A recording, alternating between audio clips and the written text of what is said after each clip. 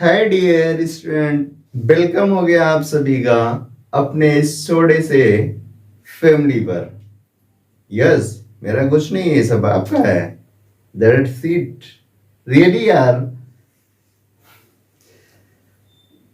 तो आप सभी के बोर्ड एग्जाम चल रहे हैं और मुझे कमेंट करके आप फटाफट बताइए कि आप लोग का पेपर कैसा चल रहा है। ठीक है, अच्छा जा रहा है या कुछ कमी हो रही, क्या प्रॉब्लम आ रही है। ठीक है, हो सकता है आपको कुछ सजेस्ट कर सकूं या कुछ आपके लिए कर सकूं। सो आप लोग कमेंट करके जैसा भी आपका बोर्ड एग्जाम चल रहा है मुझे बताएं।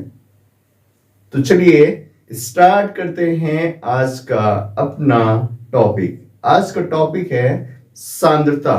ठीक है, क्या सांद्रता है। अब सांद्रता का मतलब क्या है यहाँ पर।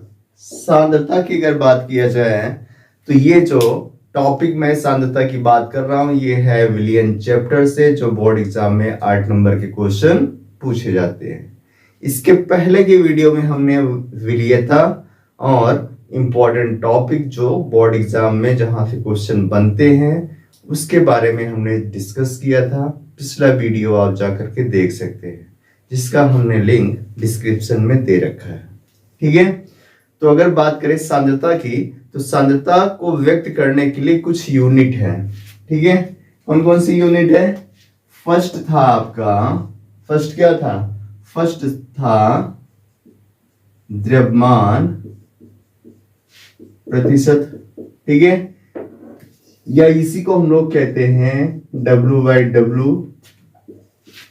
सेकेंड की अगर बात करें आयतन प्रतिशतता, इसी को हम बोलते हैं वॉल्यूम बाय वॉल्यूम। और थर्ड हो जाएगा द्रव्यमान आयतन प्रतिशतता, जिसे हम बोलेंगे W/V। ठीक है फ्रेंड,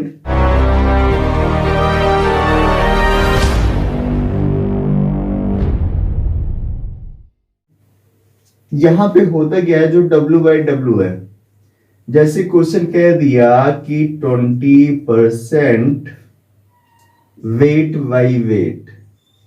ठीक है, जो आपको बोर्ड एग्जाम में क्वेश्चन मिलेगा उस तरह से हम बता रहे हैं। अगर कह दिया क्वेश्चन में कि 20% वेट बाई वेट, तो इसका मतलब क्या है। और यहां पर जो पदार्थ है, पदार्थ कौन सा लेते हैं, NaCl ले लेते हैं। इजी है ना, मुस्कुरा रहे हो, तो NaCl ले लेते हैं। तो 20% यहाँ पर क्या है, वेट बाई वेट है। तो इसका मतलब क्या हो गया, इसका मतलब हो गया कि 20 ग्राम, क्योंकि यहाँ पर क्या है W का मतलब वेट का मतलब हो जाएगा मास या उसका द्रव्यमान। तो 20 ग्राम क्या है, 20 ग्राम यहाँ पर है NaCl। और बचा क्या, यहाँ है परसेंट का मतलब होती है, बात हो रही किसमें, 100 में। तो 100 में से 20 लेस करो, कितना बचेगा 80। इसका मतलब हो गया 80 ग्राम क्या है, यहां पर H2O है। क्लियर हो गया। तो इस 20% वेट बाई वेट NaCl का सेंस यही निकल के आता है कि 20 ग्राम 20 ग्राम NaCl 80 ग्राम H2O में डिसॉल्व है। क्लियर हो गया। अब अगर यहां पे बात करें आयतन की, ठीक है, तो आयतन में क्या होगा, जैसे अगर यहाँ पे कह दिया कि 30% वॉल्यूम बाई वॉल्यूम या आयतन बटा आयतन, क्या है यहाँ पर H2SO4। इसका सेंस क्या आ रहा है, इसका मतलब ये हो गया कि 30 ml क्या है, H2SO4 डिसॉल्व है। किसमें डिसॉल्व है, वाटर में। वाटर कितना है यहाँ पे 70 ml H2O है। क्लियर, कहने मतलब जब कभी भी परसेंट होगा तो परसेंट का मतलब यहां पर हो जाएगा 100। क्लियर, में 70 ml H2O में 30 ml H2SO4 डिसॉल्व है। क्लियर हो गया, कोई डाउट, गुड। अच्छा, अगर यहां पे बात करें कि कौन सा सॉल्यूट होगा और कौन सा सॉल्वेंट होगा, तो अगर सॉल्यूट या विलीय की बात करें तो यहाँ पर हो जाएगा NaCl, और अगर विलायक की बात करें तो H2O हो जाएगा क्या, विलायक। मीन्स जहां पर आपको क्या मात्रा कम दिखे वो हो जाता है विलीय, और जहां पर मात्रा ज्यादा हो वहां पर हो जाता है विलायक। ठीक है। इन केस ऑफ अगर कह दे कि 50% C2H5OH का एक एक्वस सॉल्यूशन है, जलीय विलयन है। ठीक है, जलीय विलयन है। तो अब इस केस में क्या होगा, यहां पर होगा, अच्छा वहां पे हमने ये आपको नहीं बताया कि क्या है, ये वैल्यूम बाई वैल्यूम है। ठीक है, 50% वैल्यूम बाई वैल्यूम क्या है, C2H5OH मींस एथिल अल्कोहल का जलीय विलयन है। इसका सेंस क्या निकल के आ रहा है, इसका मतलब ये हो गया कि 50 ml C2H5OH है और 50 ml क्या है यहां पर H2O है। तो इस केस में दोनों की क्वांटिटी क्या आ रही है, सेम है। इस केस में हम क्या करेंगे, आप किसी को भी यहां पर विलीय और दूसरे को विलायक मान सकते हो। ठीक है, किसी को भी, बात समझ में आई। और किसी को भी यहां पर विलायक समझ सकते हो, किसी को विलीय समझ सकते हो। दोनों केस में आपका सही होगा। बट अगर यहीं पर आपको वेट बाई वॉल्यूम दे दिया जाता है, जैसे कह दिया जाए 50% वेट बाई वॉल्यूम है, ठीक है, और ये किसका है, शुगर का एक्वस सॉल्यूशन है। इस केस में क्या होगा, अब यहां पर मींस 50 ग्राम क्या है, 50 ग्राम शुगर है और 50 ml क्या हो जाएगा आपका, H2O हो जाएगा। अब बताओ इसमें कौन सा सॉल्यूट होगा, कौन सा सॉल्वेंट। अब आप यही बोलोगे कि सर ये जो शुगर है ये क्या है, ये सॉल्यूट है, और ये क्या है, ये सॉल्वेंट है। ना ना मेरे बच्चा, ऐसा नहीं होगा। इस केस में क्या होगा, यहां पे 50 ग्राम शुगर है और 50 ml H2O है। इस केस में आपको ये ध्यान रखना है कि जब इन दोनों का सॉल्यूशन बनेगा, विलयन बनेगा, तो विलयन का जो नेचर होगा, नेचर का मतलब समझ में आ रहा है, नहीं आ रहा है, मींस जब शुगर को वाटर में आप डिसॉल्व करोगे तो जो सॉल्यूशन बनेगा वो सॉलिड फॉर्म में है या लिक्विड फॉर्म में है। जिस भी फॉर्म में होगा, जिस भी फेज में होगा, वही क्या होगा, सॉल्वेंट होगा। आइए समझते हैं। मींस जैसे हम क्या करते हैं, चाशनी तैयार किए, ठीक है।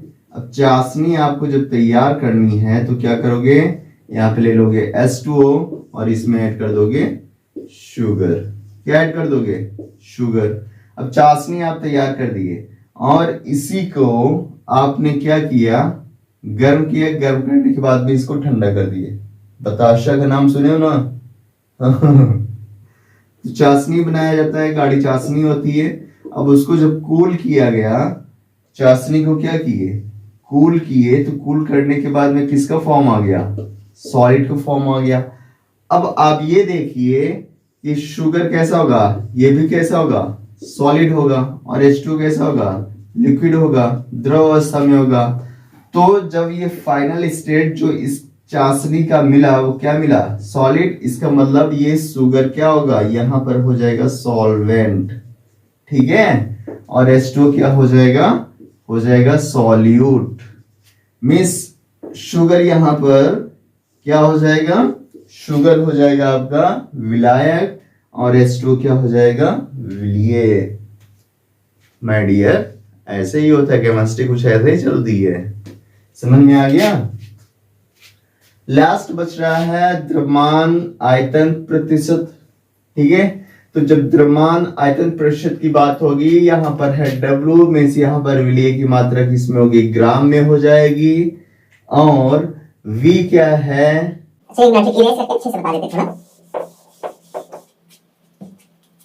यहां पर है द्रव्यमान आयतन, किसमें है, वेट बाई वॉल्यूम में है। अगर यहां पे बोल दिया जाए कि 25% क्या ले ले हम, यहां पर ले लेते हैं NaOH का एक्वस सॉल्यूशन। तो इसका मतलब ये हो जाएगा 25 ग्राम क्या है, NaOH है, जो 75 ml H2O में डिसॉल्व है। क्लियर हो गया। तो 25% एक्वस NaOH सॉल्यूशन का मतलब यही होता है कि 25 ग्राम NaOH होगा और 75 ml क्या हो जाएगा, H2O हो जाएगा। ये सारे जो आपको टॉपिक यहाँ पे बताए गए ये 11th क्लास में आप पढ़ चुके हो, इसलिए इसका ब्रीफली हम नोट ना बनवा करके इन शॉर्ट फॉर्म में आपको कॉन्सेप्ट रिवाइज कर दिए, समझ में आ गया होगा। अब इसके बाद में हम आगे चलते हैं जो आपके बोर्ड एग्जाम में क्वेश्चन जहां से कम चांस है कि बनते हैं, बट ये जो टॉपिक होगा जिसका हम डिस्कशन करेंगे ये जाकर के आगे जो जिससे बोर्ड एग्जाम के न्यूमेरिकल्स बनते हैं, लॉन्ग टाइम के न्यूमेरिकल्स बनते हैं, उसके लिए इसको पढ़ना बहुत ही कंपलसरी है। 11th में भी पढ़े होंगे, बट यहां पर हम उस टॉपिक का ब्रीफली पूरा एक्सप्लेन करेंगे। क्यों करेंगे? क्योंकि इसी से आपको 12th के जो न्यूमेरिकल से जो लॉन्ग क्वेश्चन पूछे जाते हैं उसमें उसकी नीड होगी। सो डोंट वरी, आपको यहां पर 100% कंफर्म है कि समझ में आएगा, ठीक है, और समझ में आ भी रहा होगा। कमेंट करके मुझे जरूर बताया करिए कि समझ में क्लास आती है या नहीं आती है। चलिए स्टार्ट करते हैं फिर।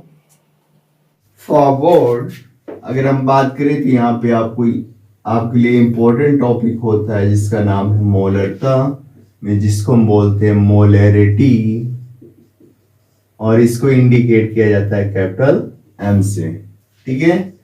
सेकंड है आपके लिए मोललता, मोललता जिसको हम बोलते हैं मोलैलिटी, मोलैलिटी, और इसको इंडिकेट किया जाता है स्मॉल m से। ये जो मोलरता है और मोललता है मीन्स मोलैलिटी है और मोलैरिटी है। ये है मोलैरिटी और ये है मोलैलिटी। 11th क्लास और 12th क्लास दोनों के लिए बेहद ही इंपॉर्टेंट है। क्लियर? चलिए स्टार्ट करते हैं मोलरता।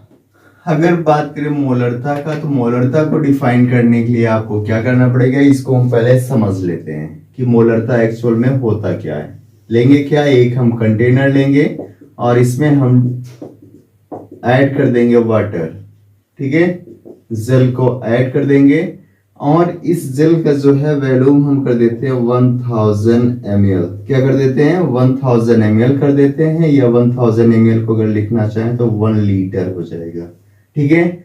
अब इस 1 लीटर या 1000 ml वाटर में हम क्या ऐड कर दें? विलिए ऐड कर दें, सॉल्यूट, ठीक है। मीन्स यहां पर हम कर देते हैं सॉल्यूट, या इसकी बात किया जाए सॉल्यूट जिसको हम बोलेंगे विलिए, ठीक है। तो डिफाइन क्या होगा कि 1000 ml या 1 लीटर आयतन वाले विलियन में उपस्थित विलिए के मोलों की संख्या, मोलों की संख्या, ठीक है, मीन्स जिसको बोलते हैं नंबर ऑफ मोल। क्या बोलते हैं?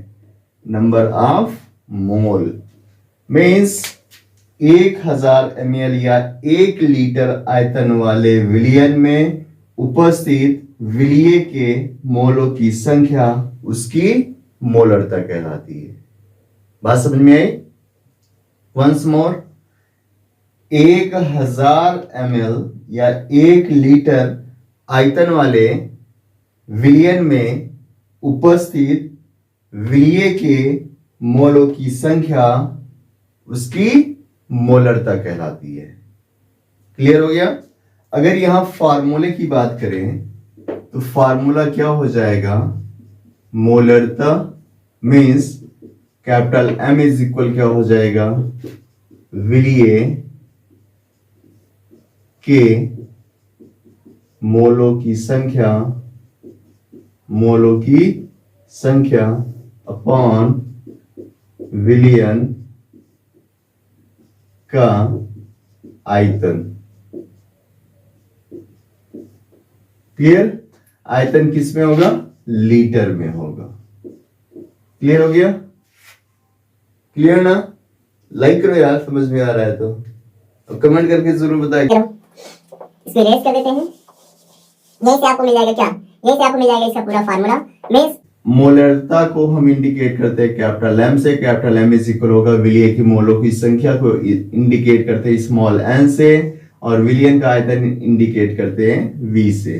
कहने का मतलब है कि मोलरिटी इज इक्वल क्या होता है, मोलरिटी इज इक्वल होता है एन अपॉन वी। ठीक है, और अगर इसके मात्रक की बात किया जाए तो मात्रक क्या होगा, मात्रक हो जाएगा ऊपर है मोल, मोल कर देंगे प्रति, और आयतन का क्या होता है लीटर। तो इसको हम क्या लिख सकते हैं, मोल प्रति लीटर, या इसी को हम लिख सकते हैं mole litre inverse, mole litre inverse. ये क्या है, ये है मात्रक, किसका मात्रक है, मोलरता का। क्लियर? अब इसके बाद बात कर लेते हैं इसी फार्मूले को एक्सप्लेन करने के लिए। मोलों की संख्या में स्मॉल n इज इक्वल क्या होगा, W अपॉन m। W क्या है, विलिय का भार, और ये m क्या है, विलिय का अणुभार। क्लियर? अणुभार हो जाएगा। अब ये मान यहां पर उठा करके रखेंगे तो m इज इक्वल हो जाएगा W upon m into V. ये भी फार्मूला किसका है, ये भी है, ये भी क्या है, ये भी फार्मूला है किसका, मोलरता ज्ञात करने के लिए। और इसके लिए कंडीशन है कि जब आयतन किस में हो, जब आयतन लीटर में हो। ठीक है, अब इसके बाद में जब आयतन में v का मान ml में हो, मिलीलीटर में हो, तो क्या होगा, तो हो जाएगा, यहां पर लिख देंगे जब आयतन किस में हो, ml में हो।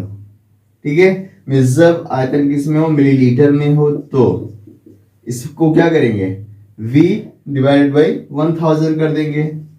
m इज इक्वल हो जाएगा W upon m into V divide by 1000, और ये 1000 पहुंच जाएगा ऊपर, मीन्स फार्मूला बन के तैयार हो जाएगा m is equal n into 1000 divided by m into V. ठीक है, और फाइनली मिल जाता है आपको मोलरता का फार्मूला। ठीक है, और इस फार्मूले से आप क्या निकाल सकते हो, फर्स्ट आप ओवरऑल निकाल सकते हो मोलरता, मोलों की संख्या, अणुभार और आयतन। क्लियर? m क्या है, मोलरता हो जाएगी विलियन की मोलरता। n क्या है, स्मॉल n, स्मॉल n है विलिय के मोलों की संख्या। m क्या है, m है विलिय के अणुभार। v क्या है, विलियन का आयतन। क्लियर हो गया, समझ में आ गया ना? गुड, आगे बढ़े। ओके।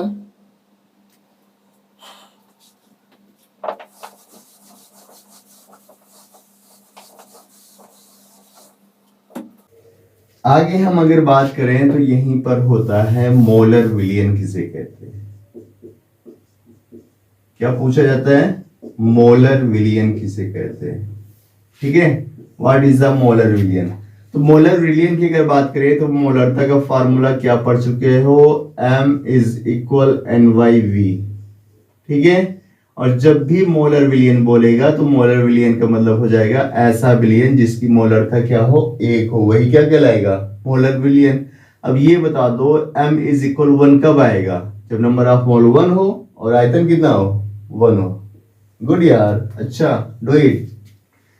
तो जब n इज इक्वल 1 और v इज इक्वल क्या हो, 1 हो। कहने का मतलब 1 लीटर आयतन वाले विलियन में मोलों की संख्या कितनी हो, 1 मोल उपस्थित हो। मीन्स 1 लीटर आयतन वाले विलियन में विलिय के 1 मोल उपस्थित हो तो वह विलियन क्या कहलाता है, मोलर विलियन कहलाता है। ठीक है, यही मान उठा करके इसमें रख दीजिए। m इज इक्वल क्या हो जाएगा, 1/1 is equal 1, means m is equal कितना आ गया, 1। तो आया तो यहीं से ना। कैसे डिफाइन करेंगे, 1 लीटर आयतन वाले विलयन में विलीय के 1 मोल उपस्थित हो तो वह विलयन क्या कहलाता है? मोलर विलयन। क्लियर हो गया? चलिए फटाफट देख लेते हैं। मोलर विलयन के बाद में हम मोललता पढ़ लेते हैं और फिर मोलर विलयन देख लेते हैं। अगर बात करें हम किसकी, बात कर लेते हैं मोललता की। मोललता, या इसी को हम इंडिकेट करते हैं किससे? स्मॉल m से। ठीक है, मोललता हो गया। अगर मोललता की बात किया जाए तो डिफाइन कैसे करेंगे इसको? सेम उसी तरह एक कंटेनर में हम क्या करेंगे? वाटर ले लेंगे, ठीक है, जल ले लेंगे और इसका वेट कर देंगे 1 kg या इसी को 1000 ग्राम कर देंगे। ठीक है, और जल क्या है यहां पर? विलायक। ठीक है, तो होगा क्या? अब इसमें क्या बोले? विलीय। ठीक है, बस इतना ही हमें समझना है। तो इसको अगर डिफाइन करना होगा तो कैसे करेंगे? 1 किलोग्राम या 1000 ग्राम विलायक में विलीय के मोलों की संख्या ही उसकी मोललता कहलाती है। एक बार फिर से, 1 किलोग्राम या 1000, मेरे साथ साथ बोलो, 1 किलोग्राम या 1000 ग्राम विलायक में उपस्थित विलीय की मोलों की संख्या उसकी मोललता कहलाती है। क्लियर? वंस मोर, 1 किलोग्राम या 1000 ग्राम विलायक में उपस्थित विलीय की मोलों की संख्या मोललता कहलाती है। क्लियर? इसमें विलीय होगा और इसके मोलों की संख्या मीन्स मोललता इज इक्वल क्या हो जाएगा? विलीय की मोलों की संख्या मोलों की संख्या अपॉन क्या हो जाएगा? विलायक का द्रव्यमान, इसमें केजी में। ठीक है, अब मोललता क्या होगा? मोललता हो जाएगा कैपिटल M इज इक्वल विलीय के मोलों की संख्या स्मॉल m अपॉन विलायक का द्रव्यमान किसमें हो जाएगा? किलोग्राम में W। और यही निकल के आ जाता है आपका फार्मूला। और अगर यहीं पे बात करें हम मात्रक की, ठीक है, तो मात्रक मोलों की संख्या के लिए मात्रक क्या होता है? मोल अपॉन W का क्या होगा? किलोग्राम। या इसी को अगर हम लिखना चाहें तो क्या लिख सकते हैं? मोल किलोग्राम इनवर्स। ये हो जाएगा मोललता का मात्रक। ठीक है, तो इस फॉर्मूले को हम थोड़ा एक्सप्लेन करते हैं ताकि हमें न्यूमेरिकल सॉल्व करने में कोई दिक्कत ना हो। डोंट वरी, न्यूमेरिकल्स इन दोनों का नेक्स्ट जो वीडियो होगा, मोललता और मोलरता दोनों के न्यूमेरिकल्स ही करवाएंगे। ठीक है,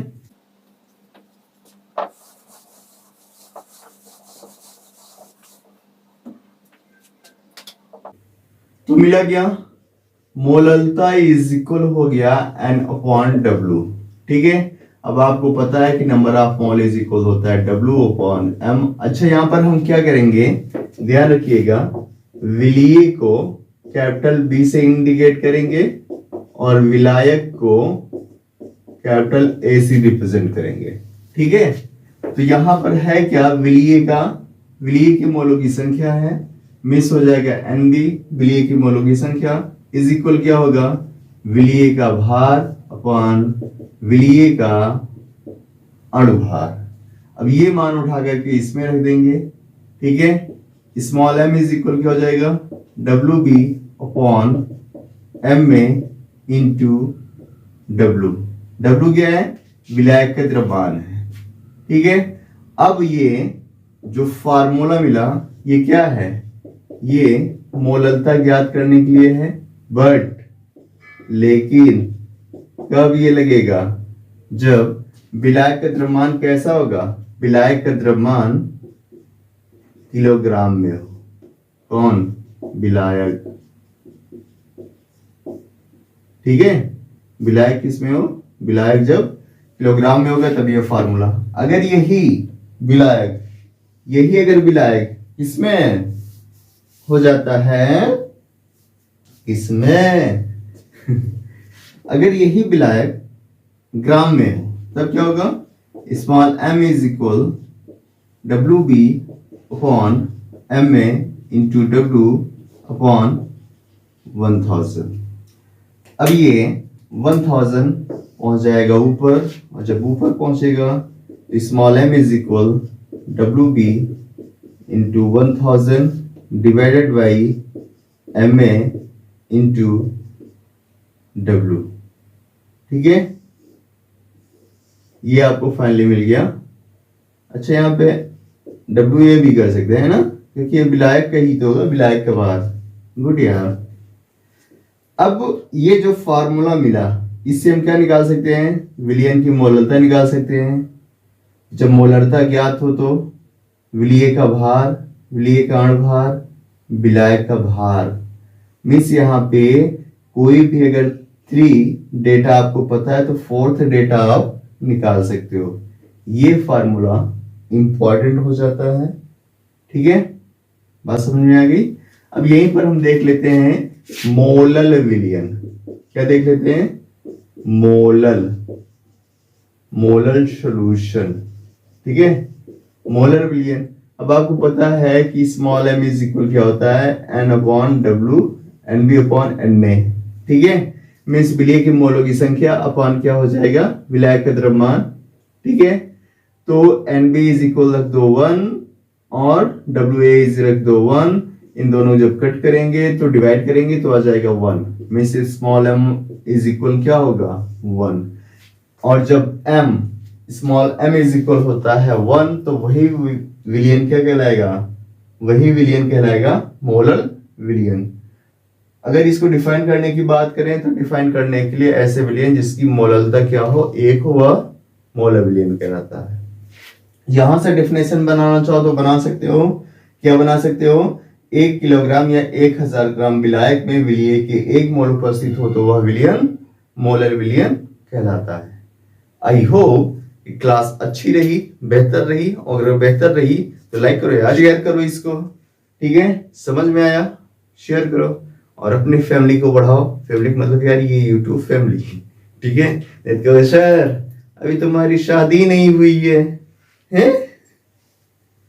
फैमिली कैसे बढ़ाएं। चलो, समझ में आया तो वीडियो को लाइक करें, अपने फ्रेंड और सभी को शेयर करें। मिलते हैं नेक्स्ट वीडियो में एक धमाकेदार इंपॉर्टेंट न्यूमेरिकल्स के साथ। तब तक के लिए bye bye, thanks for watching.